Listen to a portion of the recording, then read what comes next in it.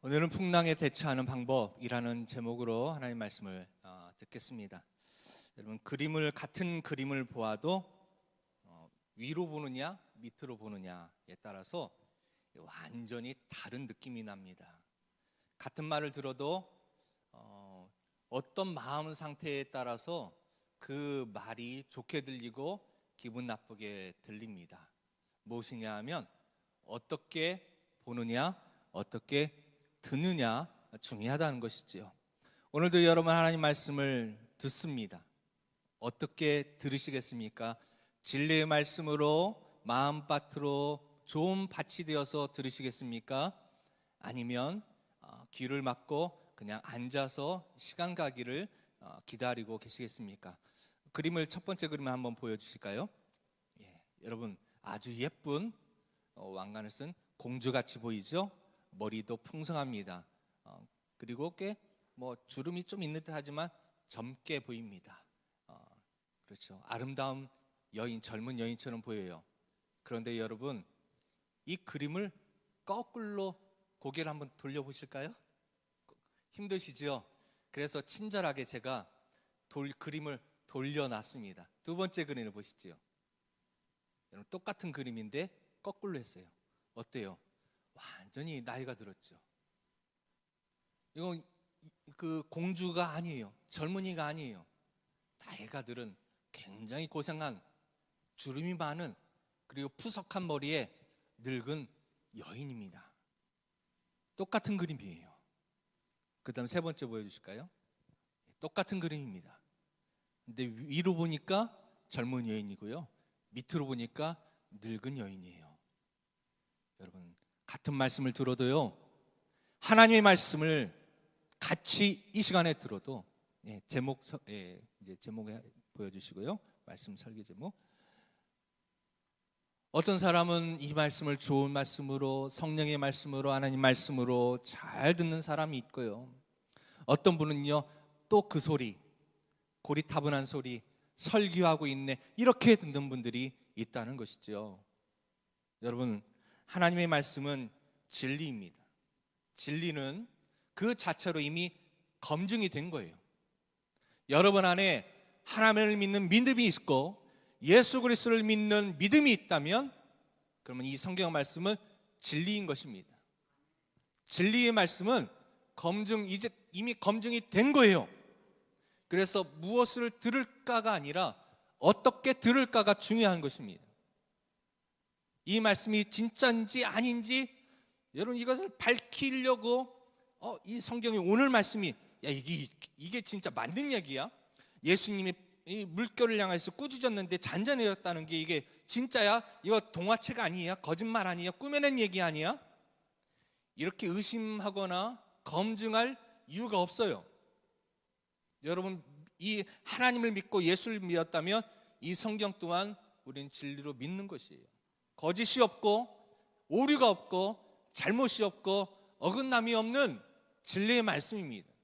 그래서 이 말씀을 우리는 어떻게 들을 것인가, 나에게 하나님이 어떤 교훈을 주시는가, 어떤 은혜를 주시는가, 그것을 사모하면서 이 말씀을 들을 수 있기를 주님의 이름으로 축복합니다. 노래를 들어도요, 여러분, 어떤 사람은 사랑 노래를 들으면 헤어진 연인이 생각나는 사람이 있고, 어떤 사람은 부모님이 생각나는 사람이 있고, 어떤 사람은 남편이 생각나는 사람이 있고, 어떤 사람은 아내가 생각나는 사람이 있고, 어떤 사람은 자녀가 생각나는 사람이 있습니다. 같은 사랑 노래를 들어도요. 사랑 노래를 들어도 어떤 사람은 마음이 따뜻해집니다. 아름다운 그 추억이 떠오릅니다. 어떤 사람은요, 똑같은 사랑 노래를 듣는데 쓰라린 헤어짐과 그리고 정말 견딜 수 없는 그 상처가 떠오르는 사람이 있습니다. 그러나 여러분, 우리 주님의 말씀은 우리에게 위로가 되시고 소망이 되시는 말씀인 줄로 믿습니다. 한 사람도 빠짐없이 이 말씀을 통하여 위로받으시길 바랍니다. 말씀을 준비하면서 하나님, 오늘 이번 주에 하나님께서 말씀을 통하여 우리 성도들에게 어떤 은혜를 주시기를 원하십니까? 라고 했을 때에, 기도했을 때 하나님께서 저에게 주시는 단어가 위로라는 단어였습니다. 위로. 오늘 말씀이 위로하고는 직접적인 연관성은 없는 듯해요. 그러나 여러분, 오늘 말씀을 통하여서 여러분이 위로받기를 원합니다. 하나님께서 여러분의 마음을 어루만지시기를 원하십니다. 하나님께서는 여러분의 그 눈물 나고 한숨 짓고 쓰라리고 좌절하고 그리고 어디로 갈지 몰라 방황하는 우리의 심령 가운데 하나님이 위로의 손을 내미시고 붙드시기를 원하시는 줄로 믿습니다. 오늘 그 주님의 손을 붙잡으시기를 바랍니다. 자, 오늘 예수님께서는 비유로 계속해서 천국에 대해서 복음에 대해서 설명을 하십니다. 그러면서 16절 오늘 읽었던 본문에 보니까 등불을 켜서 그릇으로 덮거나 평상 아래에 두지 아니한다 라고 했습니다. 어떤 사람이요? 누구든지라는 것이지요. 등불의 목적이 무엇입니까? 등불은 밝히는 겁니다. 빛을 비추는 거예요. 아니, 등불에다가 이 당시에는 전기불이 없었죠. 조그만한 그릇에다가 기름을 붓고 심지를 넣어가지고 불을 붙이는 일반적인 가정에서는 그것이 전부였습니다. 여러분, 그 당시의 기름, 지금도 우리 이제 석유가 결코 싼 것은 아닙니다만 그 당시에 불을 붙일 기름 싸지 여러분 어땠을까요? 꽤 비쌌을 것 같습니다. 함부로 막 그렇게 쓸 수 있을 만한 그런 기름이 아닐 것 같습니다. 아끼고 아끼는 것이죠. 그래서 함부로 불을 켜지 않습니다. 우리 조선시대를 보더라도 함부로 불을 사실 잘 켜지 못했어요. 귀한 기름에 불을 붙인다는 것은 목적이 있기 때문에 무엇일까요? 비추려고 하는 겁니다. 귀하기 때문에 그만큼 더 빛이 멀리 퍼질 수 있도록 높이 두는 것이지요. 그 귀한 기름에 불을 붙여서 뚜껑을 덮어놓는 사람은 없는 것입니다. 여러분, 이 복음은 귀한 것이에요. 예수님은 빛이십니다. 예수님은 세상을 밝히는 빛이십니다. 어떤 것과도 비교할 수 없는 가치가 있는 귀하고 귀한 그것이 바로 예수님의 복음이신 예수님의 빛 되심인 줄로 믿습니다. 그 예수님의 빛을 우리가 발견하고 우리 안에 그 예수님의 그 빛이 복음이 있는데 그 복음의 빛을 여러분 우리에게 그 귀한 복음의 핏값으로 십자가에서 죽으시면까지 우리에게 주셨던 그 구원의 빛을 여러분 이 얼마나 소중한데요. 왜 주셨습니까? 빛을 비추라고 우리에게 먼저 믿게 하신 줄로 믿습니다. 근데 어리석게도 많은 분들이 그 빛을 뚜껑으로 닫고 있어요. 그리고 그 안에서 기름은 타고 있어요. 얼마나 아깝고 얼마나 낭비인 것입니까? 얼마나 어리석은 것입니까? 많은 그리스도인들이 빛 대신 주님의 복음을 마음속에 깨닫고 믿음으로 고백하면서 이 복음을 뚜껑으로 닫고 있습니다. 전도하지 않고 있어요. 사람들에게 이 빛을 전달하지 않고 있어요. 어둠 속에서 헤매고 있는 자들에게 이 빛을 비춰야 되지 않겠습니까? 절망한 영혼에게 이 예수님의 복음의 빛을 비춰줘야 되지 않겠습니까? 갈 길을 모르는 자들에게 이 복음의 빛을 비춰서 인생의 참된 길이 어디인지, 가야 될 길이 어디인지 비춰야 되지 않겠습니까? 오늘 주님은 그리고 17절에 말씀하시기를 숨은 것이 장차 드러나지 아니할 것이 없고 감추은 것이 장차 알려지고 나타나지 않을 것이 없느니라. 빛은요 조금만 틈이 있어도 빛은 새어 나옵니다. 빛은 활짝 열어야 빛이 나오는 게 아니에요. 조금만 열어도 그 사이로 빛이 나옵니다. 여러분 전도할 때에 여러분 능력이 있고 능력이 없고 그게 중요한 게 아니에요. 실제적으로 전도에도 탁월한 어떤 재능이 있고 능력이 있는 분들이 있습니다. 그래서 큰 교회 가면은요 1년에 전도를 100명씩 200명씩 하는 분들 계세요. 전도에 탁월한 은사가 있는 분들이죠. 평생 여러분 1명, 2명 전도 할까 말까 전도의 은사가 말주변도 없는 성격도 내성적인 사람 앞에 나가는 것이 정말 두려운 그런 분들도 분명히 계십니다. 여러분 주님께서는 이 조그만 틈으로도 빛이 발하게 하시는 것이에요. 우리에게 능력이 적습니까? 그럼 적은 대로 여러분 빛을 발하시면 되는 겁니다. 캄캄한 곳에서는요, 성냥불을 하나 비춰도 이 방안이 밝게 보여집니다. 예수님의 빛은요, 우리의 능력에 갇혀 있는 빛이 아닙니다. 예수님의 빛은 이 세상의 어느 것으로도 가릴 수 없는, 감출 수 없는 놀라운 온 세상을 비추는 빛인 줄로 믿습니다. 태양보다도 더 빛난 빛인 줄로 믿습니다. 태양은 여러분 온 세상을 비추죠. 그러나 태양의 단점이 있습니다. 지금 우리가 낮이잖아요. 반대편 지구는 밤인 것이에요. 태양이 아무리 밝아도 한쪽은 밝지만 반대편은 어둡습니다. 그러나 예수님은 이 지구의 어느 곳에도 함께 하셔서, 하나님은 지금도 우리와 함께 하시어서 어느 곳에 있든지 어느 순간에 있든지 우리에게 밝은 빛을 지금도 비춰주신 줄로 믿습니다. 여러분, 진리의 말씀, 그래서 진리의 말씀 목적이 있습니다. 비추는 것이에요. 그래서 우리에게 갈 길을 보여주시는 겁니다. 진리의 말씀은 그래서 어떻게 들을 것인가 중요한 것이에요. 18절 말씀에 보십시오. 그러므로 너희가 어떻게 들을까 스스로 삼가라 라고 말씀합니다. 무엇을 들을까가 아니에요. 어떻게 들을까입니다. 이 복음을 여러분 어떻게 전하시겠습니까? 하나님의 말씀을 어떻게 여러분 들으시겠습니까? 이 말씀 전에 어떤 말씀이 나와요? 16절 전에 씨 뿌리는 네 가지 밭에 관한 그런 말씀이 나옵니다. 길가와 같은 밭, 돌짝밭, 가시갓밭, 그리고 좋은 밭, 이렇게 나옵니다. 좋은 땅. 여러분 어떻게 들으시겠습니까? 길가와 같은 그런 마음으로 들으시겠습니까? 돌짝과 같은 마음으로 들으시겠습니까? 가시밭과 같은 마음으로 들으시겠습니까?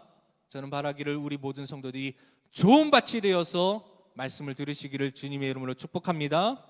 좋은 밭이 되면 그것에 씨가 뿌려지면 이 씨는요 살아있는 씨입니다. 이 씨는요 100배의 열매를 맺는 진짜 생명이 있는 씨입니다. 누구든지 좋은 마음으로 이 말씀을 들으면 열매가 맺게 되는 줄로 믿습니다. 어떻게 들을 것이냐? 좋은 마음의 밭으로 들으라는 말씀입니다. 그러면 주님께서 30배, 60배, 100배, 그러나 사실은 100배가 가장 기본이에요. 씨를 뿌리면 100배의 열매를 맺습니다. 모 하나를 심으면 거기에서 벼에서 알곡이 100개, 몇 개나 나올까요? 100개 이상은 우르르 떨어질 거예요. 사과를 심으면 나무 하나에서 사과 열매가 몇 개나 나올까요? 하나님의 법칙은요 100배의 법칙입니다. 그러나 태풍이 불고 뭐 자연재해가 일어나고 그러면 60배가 되기도 하고 30배가 되기도 합니다만 그것은 풍파를 만났을 때이고요. 100배가 기본인 것이에요. 자, 어떻게 들을 것인가? 그러면서 삼가 누구든지 있는 자는 받겠고 없는 자는 그 있는 줄로 아는 것도 빼앗기리라 라고 하시는 것이에요. 여러분, 있는 자가 무엇입니까? 좋은 밭이에요. 좋은 밭은 말씀을 들으면 들을수록 열매를 계속 맺습니다. 그리고 계속 농부가요 그 밭을 일궈갑니다. 경작합니다. 좋은 비료를 뿌립니다. 물도 줍니다. 계속 열매가 잘 나올 수 있도록 그렇게 가꿉니다. 그러나 길가 돌짝밭에는요 여러분 씨를 뿌리지 않아요. 한 번 씨를 뿌리지만 나지 않으면 씨를 뿌리지 않아요. 그래서 있는 믿음까지도 소멸되는 것이죠. 좋은 밭으로 말씀을 듣지 않으면 여러분이 믿음이 있었어도 오늘 좋은 마음으로 좋은 밭과 같은 마음으로 말씀을 듣지 않으면 있는 믿음까지도 사라지게 되는 것입니다. 그러므로 우리가 어떻게 예수님의 말씀을 들을 것인가? 이 말씀대로 내가 살아야겠다. 이 말씀대로 순종하겠다. 이 말씀은 나에게 주시는 말씀이다. 어떤 이 교훈이 되거나 찔리는 말씀을 하면 아이고 오늘 이 김 권사가 들어야 되는데 오늘 하필 어디를 갔어. 김 집사가 들어야 되는데 하필 어디 놀러 갔어. 아이고, 꼭 들려줘야 되지. 유튜브 링크를 해가지고 꼭 들으라고 찔러줘야 되지. 그러면 안 되는 것이죠. 오늘 말씀은요, 김 집사에게 박 권사에게 주는 말씀이 아니라 누구에게 주시는 말씀입니까? 바로 나에게 주시는 말씀인 줄로 믿으시기 바랍니다. 자, 그리고 이제 22절로 넘어가서 이렇게 말씀을 예수님께서 전하다가 이제 이 호수를 지나서 저쪽 편으로 건너가게 되었습니다. 하루는, 그러니까 오늘 이 말씀을 하시고 얼마가 지난 것이죠. 하루는 제자들과 함께 배에 오르셨습니다. 그리고 그들에게 이르사 호수 저 건너편으로 가자 하십니다. 자, 누가 가자고 하셨어요?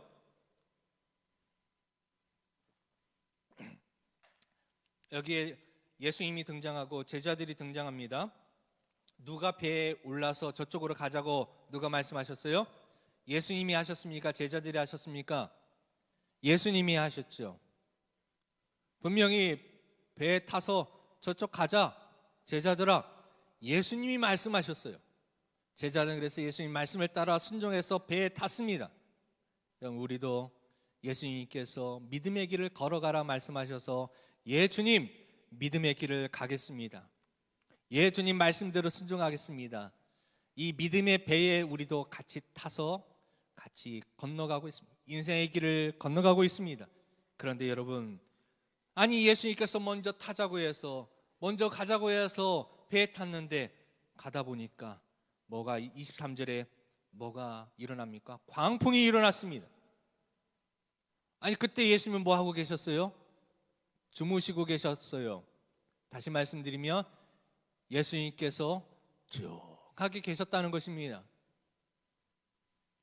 아니 분명 예수님께서 나에게 믿음대로 살라고 해서, 말씀대로 살라고 해서 낮아지고 겸손하고 좁은 길로 가고 믿음으로 가라고 해서 내가 이 믿음으로 살아왔는데, 아니 예수님이 어느 날 조용해요. 예수님 어디 계신지 알 수가 없어요. 보이지 않는 것 같아요. 그러면서 그때 광풍이, 인생의 광풍이 일어납니다. 풍랑이 일어납니다. 폭풍이 일어납니다. 파도가 일어납니다. 태풍이 일어납니다. 막 흔들립니다. 흔들리는데 어떻게 흔들려요? 광풍이 호수로 내친 배에 물이 가득하게 되었다. 여러분, 배에 물이 들어오면 어떻게, 배는 깔아앉는 거잖아요. 뒤집히든지 깔아앉든지 둘 다 상관없습니다. 결론은 뭐예요? 죽게 생겼어요. 아니 예수님이 나에게 믿음대로 살라고 해서 주일마다 나오고 말씀대로 살고 헌금도 드리고 순종하고 봉사하고 살았는데 갑자기 광풍이 일어나서 배에 물이 가득 차서 깔아앉게 되었고 막 뒤집어져 생겼고 막 이젠 죽게 생겼습니다. 갈 길이 보이지 않습니다. 땅이 위에라도 있으면은, 이처럼 땅이라도 있으면 뛰어내려서라도 도망치는데 이 호숫가 한가운데에서, 이 바다와 같은 이 호수에서 어디로 도망칠 수 있습니까? 도망갈 길도 보이지 않아요. 이럴 수 있다는 것입니다. 이것을 여러분 기억하셔야 돼요. 근데 이 하나님의 말씀을 하나만 알고 둘을 모르는 분들은 예수를 믿고 교회에 나오면, 신앙생활을 하면 모든 것이 다 그냥 오케이가 되는 줄로, 그 오케이는 뭐 어떤 오케이입니까? 내가 생각하는 오케이죠. 내가 원하는 대로 아무런 바람도 없고, 그러니까 스치는 아무런 바람도 없고, 걸리적거리는 것도 없고, 이만한 돌도 없고, 그냥 탄탄대로로 그냥 쫙, 그냥 뭐 비싼 스포츠카를 타고 고속도로, 이 독일의 그 아우토반이라고 하는 속도 제한이 없는 고속도로를 달리는 것처럼 쫙 달리는 것처럼 그렇게 생각하는 분들이 계십니다. 내 앞에 있는 모든 적들이요 훅 하면은요 마치 무협영화에 나오는 것처럼 예수의 이름으로 명하노니 물러가라 하면 훅 날아가고 아무것도 내 앞에 문제가 없는 걸로 생각해요.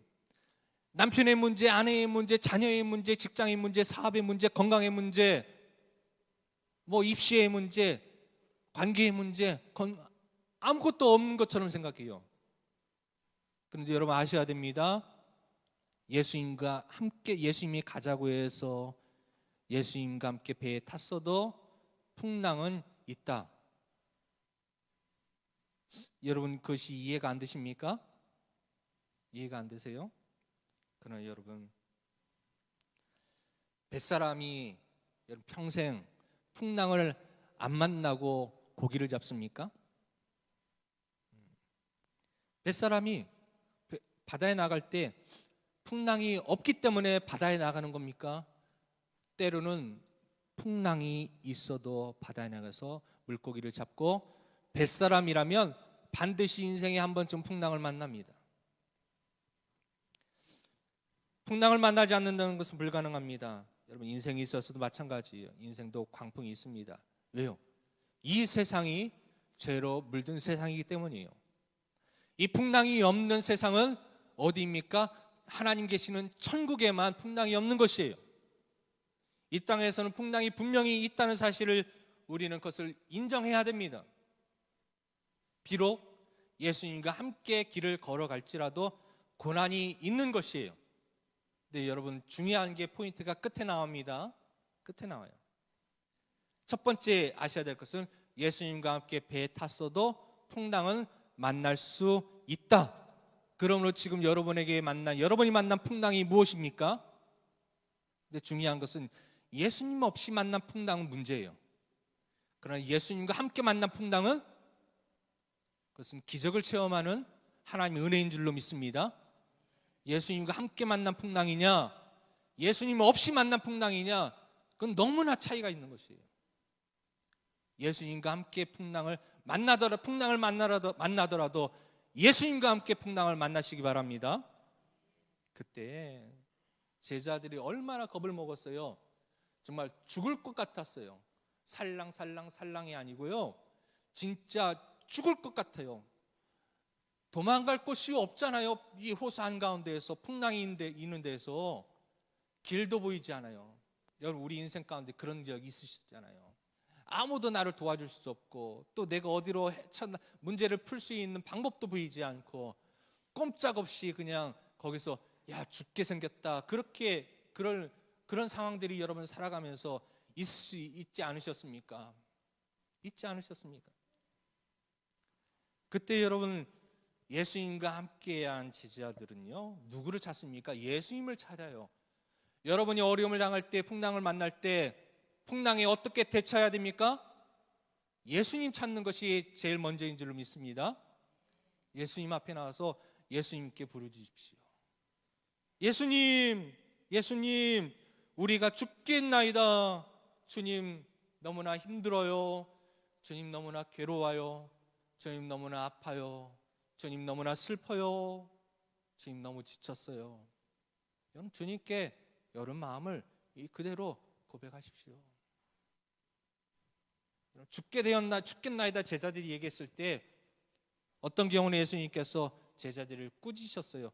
믿음이 아직도 없느냐라고 꾸짖기도 하셨어요. 물론 여러분 우리가 꾸짖음을 받을 수도 있습니다. 아직도 너의 믿음이 그것이냐라고 하나님께 꾸지람을 받을 수도 있어요. 그러나 여러분 주님께 우리가 중요한 것은 우리의 상황을 그대로 고백하는 겁니다. 죽겠나이다 한데 예수님께서 그때 잠에서 깨사 드디어 예수님께서 일어나십니다. 사실 예수님께서는 어찌 보면 제자들이 예수님께 와서 깨우기를 기다리고 계셨는지 모릅니다. 예수님은 육신을 입고 있으셨기 때문에 이렇게 배에서 주무셨지만, 부활하신 예수님은, 지금 하나님의 우편에 계신 예수님은 주무시지도 아니하시고 졸지도 아니하시는 분이실 줄로 믿습니다.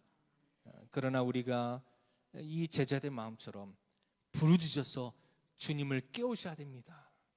부르짖어서 주님께서 일하게 하셔야 됩니다. 말이 좀 그렇지만 여러분 우리가 간구하고 기도하여서 주님이 일하도록 하셔야 돼요. 주가 일하시네, 주가 일하시네, 신뢰하며 걷는 자에게. 여러분 누가 일하셔야 돼요? 주님이 일하셔야 되죠. 내가 일하는 게 아니라 주님을 깨우셔야 되고요. 그래서 주님이 일하도록 하셔야 돼요. 바뀌셔야 돼요. 그랬더니 예수님께서 깨어나셔서 어떻게 하십니까? 바람과 물결을 향하여 꾸짖습니다. 그랬더니 바로 잔잔해지죠. 여러분, 예수님께서 말씀하시면 해결됩니다. 음성을 들으셔야 돼요.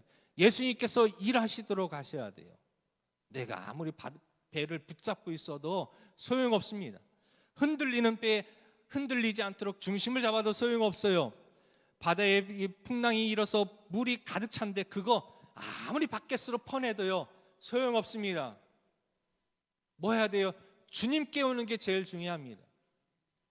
인생에 문제가 있을 때, 돈 문제가 있을 때 은행 먼저 찾아가고, 돈 많은 사람 찾아가고, 또 뭐 여러 가지 뭐 어려움이 있을 때 사람을 찾아가고, 제도를 찾아가고, 그런 것들을 찾아가는 것도 중요합니다. 그거 하지 말라는 말씀 아니에요. 먼저 누구에게 가야 된다는 거예요? 주님께 가셔야 된다는 거예요. 주님, 제가 이것 때문에, 돈 때문에, 건강 때문에, 직장 때문에, 자녀 때문에, 또 뭐 집 때문에, 차 때문에 제가 이렇게 죽게 되었습니다. 주님, 너무 힘듭니다. 주님 깨우면 주님께서 말씀하시잖아요. 풍랑과 바람과 물결을 향해서 직접 주님께서 말씀하시잖아요. 때로는 여러분 우리에게 말씀하십니다. 바람과 물결에게 말씀할 것이면 바람과 물결에게 말씀하세요. 때로는 그러나 나에게 말씀하실 것은 나에게 말씀하세요. 그러면 여러분, 바람과 물결도 그 말씀 따라 잔잔해진 것처럼, 그 예수님의 말씀에 따라, 명령에 따라 잔잔해진 것처럼 우리도 예수님의 말씀에 따라서 그렇게 살아야 되지 순종해야 되지 않겠습니까? 그러면 문제가 해결되는 것이에요. 아니, 이 풍랑도 예수님 말씀에 순종해서 잔잔해지는데 우리는 듣기는 들어도 순종하지 않으니까 풍랑이 멈추지 않는 거잖아요. 마지막으로 25절입니다. 왜 예수님께서 일부러 잠을 주무셨던 것 같아요. 일부러 배 태우게 하시고 풍랑을 만나게 하신 것 같아요. 일부러. 왜요? 제자들의 믿음을 깨우치기 위해서, 제자들의 믿음의 현실을, 제자들의 진짜 모습을 보여주기 위해서. 왜요? 25절 보시기 바랍니다. 같이 읽어볼까요? 시작. 제자들에게 이르시되 너희 믿음이 어디 있느냐 하시니 그들이 두려워하고 놀랍게 여겨 서로 말하되 그가 누구이기에 바람과 물을 명함에 순종하는가 하더라. 여러분, 이 말 누가 이 말했어요? 제자들이 한 말이죠. 제자들이 한 말이죠. 예수님께서 제자들에게 너희 믿음이 어디 있느냐, 누구에게 믿음을 요구하신 거예요? 제자들에게 요구하셨어요. 오늘 예수님께서 누구에게 말씀하십니까? 여러분들에게, 나에게 말씀하시는 거예요. 뭐라고요? 믿음이 어디 있느냐라는 것이에요. 제자들에게요. 함께 동고동락 지금 몇 년째 함께하는 제자들에게, 특별히 선택받은 제자들에게, 여러분 착각하시면 안 됩니다. 내가 제자여도 믿음이 없어요 지금. 여러분, 권사여도 집사여도 믿음 없을 수 있습니다. 그 직분이 제자가 믿음을 보증해 주는 거 아니에요. 권사, 집사, 장로, 목사가 믿음을 보증해 주는 거 아닙니다. 제자 믿음이 없었어요. 그래서 예수님은 그거 보여주시고자 하셨던 것일지 모릅니다. 왜 우리가 여러분 어려움을 당합니까? 환난을 당합니까? 우리 믿음 보고 주님 붙잡으라고, 주님이 주님이신 걸 분명하게 체험하라고 우리를 주님께서 그 풍랑이 있는 이 호수로 인도하시는 줄로 있습니다. 그때 어떻게 해야 돼요? 믿음을 가지시면 됩니다. 주님께 나아가시면 됩니다. 그러면 여러분 문제도 해결되어지고 믿음도 성장하는 것이에요. 고난이 없는 인생은 아무런 의미가 없는 것입니다. 아무런 힘이 없는 것이에요. 훌륭한 올림픽 금메달 선수는요, 아무런 훈련도 않고 편안하게 밥만 먹이고 고기 먹이고 따뜻한 침대에 누워 있다가 그렇게 나가서 이길 수 없습니다. 세계 1등 올림픽 금메달을 따려면 우리 태능 선수촌에 이제 태능이 아니라 진천이죠. 진천으로 이제 국가대표 선수 훈련하는 장이 바뀌었는데 거기에 여러분 들어가서 그 코스를 뭐라고 해요? 선수들이요? 지옥 훈련이라고 얘기해요. 얼마나 힘든지 몰라요. 그거 통과해야 올림픽 금메달 따는 겁니다. 그것보다 더 중요한 우리는 여러분 천국의 믿음의 국가대표가 저와 여러분이 아니겠습니까? 우리는 믿음의 국가대표입니다. 믿음의 대표예요. 그냥 훌륭한 금메달 따는 신앙인이 되는 거 아니에요. 열매 맺는 신앙인이 아니에요. 믿음의 연단을 받으셔야 됩니다. 여러분 인생이 지금 풍랑이 있는 배 한가운데, 물이 가득 찬 배 가운데 도대체 내 힘으로는 해결할 수 없는 그런 어려움들이 있습니까? 이 시간 주님께 부르짖기를 바랍니다. 주님, 제가 힘듭니다. 주님 살려주세요. 그때 주님께서 여러분의 음성을 들려주실 줄 믿습니다. 아멘. 우리 같이 찬양하고 기도하도록 하겠습니다.